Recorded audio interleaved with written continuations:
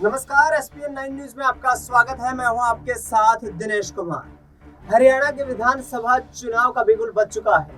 1 अक्टूबर को प्रदेश में 90 विधानसभा सीटों पर चुनाव होने वाला है और इस चुनाव को लेकर के भाजपा और कांग्रेस एक दूसरे पर जबरदस्त सियासी बयानबाजी करती हुई नजर आ रही है। चर्चा करेंगे पूरे सियासी समीकरण पर, चर्चा करेंगे हरियाणा के विधानसभा चुनाव को लेकर के कि किस तरीके से बीजेपी के लिए आगामी वक्त में जो मुश्किलें हैं वो खड़ी हो सकती है। प्रदेश में इस वक्त कहा जा रहा है कि बीजेपी की सरकार के खिलाफ जबरदस्त एंटी इनकम्बेंसी देखने को मिल रही है। इस बीच भारतीय जनता पार्टी की सांसद और बॉलीवुड एक्ट्रेस कंगना रनौत ने किसान आंदोलन के वक्त पर कुछ घटनाएं घटित होने का भी यहां पर आरोप लगाया है। उन्होंने कहा है कि किसान आंदोलन के वक्त पर महिलाओं के साथ दुष्कर्म हुआ, इसके साथ साथ जो किसानों के टेंट थे उनमें हत्याएं हुई और यहाँ पर कहीं ना कहीं मुश्किलें अब बढ़ाती हुई नजर आ रही हैं कंगना रनौत भारतीय जनता पार्टी के लिए, क्योंकि हरियाणा कृषि प्रधान राज्य है। किसान आंदोलन का ज्यादा असर भी हरियाणा की राजनीति पर ही देखने को मिला और हाल ही में संपन्न हुए लोकसभा चुनाव के दौरान 5 सीटों पर कांग्रेस पार्टी ने जीत हासिल कर ली, उसी किसान आंदोलन की बदौलत, जो कि 13 महीने तक दिल्ली की सरहदों पर देखने को मिला। अब विधानसभा का चुनाव है। कांग्रेस पार्टी को ये उम्मीद है कि लोकसभा के चुनाव में जिस तरीके का माहौल दिखाई दिया, बीजेपी के खिलाफ एक एंटी इनकम्बेंसी दिखाई दी, बीजेपी के खिलाफ एक ऐसा माहौल बनता हुआ दिखाई दिया। विपक्षी दलों ने, विशेष तौर पर कांग्रेस पार्टी ने कैसा माहौल बनाने की कोशिश की, जिसके चलते यहाँ पर 5 सीटों पर जीत दर्ज कर ली गई। और आपको इतना भी बता दें कि लोकसभा चुनाव के दौरान भाजपा ने जिन 10 प्रत्याशियों को चुनावी मैदान में उतारा, उनमें से 6 प्रत्याशी किसी वक्त कांग्रेस से आने वाले थे। में सबसे बड़े चेहरे के रूप में यदि बात करें तो गुरुग्राम से लोकसभा सांसद और केंद्रीय राज्य मंत्री राव इंद्रजीत सिंह का नाम सामने आता है। राव इंद्रजीत सिंह पिछले 20 सालों से केंद्र की राजनीति में सक्रिय हैं और राज्य मंत्री बनते हुए आ रहे हैं। 2004 से लेकर के 2014 तक मनमोहन सिंह सरकार में वे केंद्रीय राज्य मंत्री रहे और 2014 से लेकर 2024 आते आते नरेंद्र मोदी की सरकार में भी केंद्रीय राज्य मंत्री का जिम्मा उनके कंधों पर है। इस बीच राव इंद्रजीत सिंह की नाराजगी भी देखने को मिली। उन्होंने कहा कि चीफ मिनिस्टर न बना करके भारतीय जनता पार्टी ने उनके साथ विश्वासघात किया है, उनके साथ नाइंसाफ हुआ है, आगामी वक्त में मजबूती से कदम उठाएंगे। लेकिन इस बीच बड़ी खबर ये है, इस बीच बड़ा यहाँ पर सियासी संग्राम ये है कि भाजपा कई दिग्गज नेताओं की टिकट काट सकती है, जिसमें बिजली मंत्री रणजीत सिंह चौटाला भी शामिल है। रणजीत सिंह चौटाला रानिया विधानसभा सीट से चुनाव लड़ने के लिए ताल ठोकते हुए नजर आ रहे हैं, लेकिन रानिया से क्या कामयाबी मिल पाएगी? यहाँ पर जो रणजीत सिंह चौटाला है उनको इसको लेकर के भाजपा संशय के माहौल में है, क्योंकि सिरसा जिले की और फतेहाबाद जिले की कुछ सीटों को गोपाल कांडा को दिए जाने की खबर भी सामने आ रही है। गोपाल कांडा हलोपा के यहाँ पर विधायक हैं, संस्थापक हैं, अध्यक्ष हैं और वह बीजेपी के साथ मिलकर चुनाव लड़ते हुए नजर आ रहे हैं।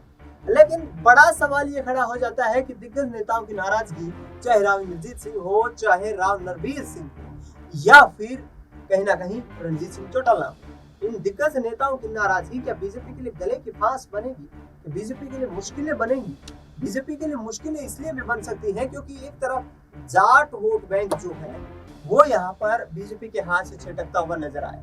आंकड़ों के लिहाज से देखा जाए तो 2019 के हरियाणा विधानसभा चुनाव में 14.87% वोट जननायक जनता पार्टी को मिला था, जो 2024 के लोकसभा चुनाव में आते आते जननायक जनता पार्टी के खाते में 0.87% रह गया, यानी कि करीब 14% वोट जो था वो जेजेपी से छिटक गया और कांग्रेस पार्टी के वोट बैंक में बढ़ोतरी देखने को मिली। यानी कि इस बात के साफ संकेत ये हैं कि 2019 में कांग्रेस पार्टी का नाराज वोट बैंक जेजेपी की तरफ शिफ्ट हुआ था, लिहाजा अब 2024 के आते आते वो वोट बैंक वापस कांग्रेस पार्टी की ओर शिफ्ट हो रहा है और इस वापसी करते हुए वोट बैंक के चलते ही कहीं ना कहीं कोशिशें ये की जा रही हैं कांग्रेस पार्टी के द्वारा कि हरियाणा की विधानसभा में बाजी मार ली जाए।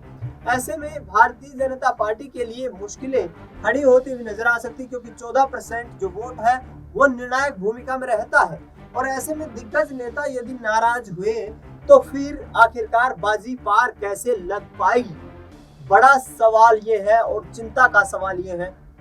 हालांकि प्रदेश के मुख्यमंत्री नायब सिंह सैनी ये दावा करते हुए नजर आ रहे हैं कि वह फिर से हरियाणा में बीजेपी की सरकार बनाने में कामयाब होंगे, बीजेपी फिर से हरियाणा में सरकार बनाएगी और पूर्ण बहुमत की सरकार तीसरी बार बनाई जाएगी। यानी कि नायब सिंह सैनी कहीं ना कहीं आत्मविश्वास से लबरेज नजर आ रहे हैं, तमाम चुनावी रैलियों को, जनसभाओं को संबोधित कर रहे हैं। लेकिन आखिरकार भूपेंद्र सिंह हुड्डा और कुमारी शैलजा ने जिस तरीके से पिछले वक्त में एक बड़ा यहाँ पर खेल खेल दिया, उन्होंने कहा कि पार्टी हाईकमान जिसको चीफ मिनिस्टर बनाएगा वो हमें मंजूर है, हमारा काम पार्टी को सत्ता में वापसी करवाना है।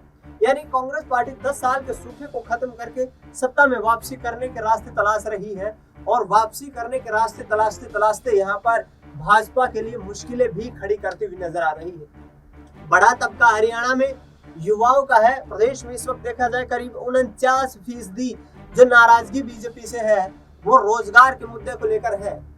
करीब 28 से 30% नाराजगी जो है वो यहाँ पर किसानों के मुद्दों को लेकर के है। यानी कि जिस तरीके से विभिन्न जो आंकड़े सामने निकल कर के आ रहे हैं तो बीजेपी के लिए चिंता का सबब है।